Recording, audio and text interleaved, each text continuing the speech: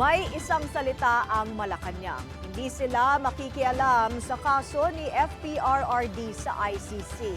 Ang tanging pangako ng gobyerno, proteksyon para sa mga testigo. Yan ang agenda report ni Ivy Reyes. Hands-off pa rin ang administrasyon sa ICC trial ni former President Rodrigo Duterte.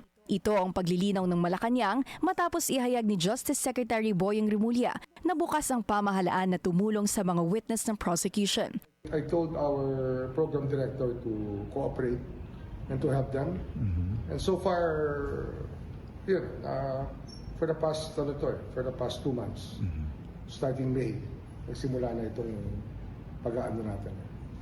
At cooperate. Bagamat ginamit ni Rimulya ang salitang cooperate, hindi raw ito nangangahulugan na aktibong nakikilahok ang bansa sa usapin ng crimes against humanity case ng dating Pangulo. We're working as government, protecting people. Diba the government has to protect people, whether they're witnesses for the ICC or the general populace. We try to protect the people. Simula nang arestuhin si FPRRD noong Marso, tanging ang cooperation sa Interpol lang ang pinaninindigan ng Malacanang, hindi sa ICC. It can be said that it is indirectly cooperating with the ICC, but the primary intention of the government is to help the victims and the witnesses of the victims to get the justice.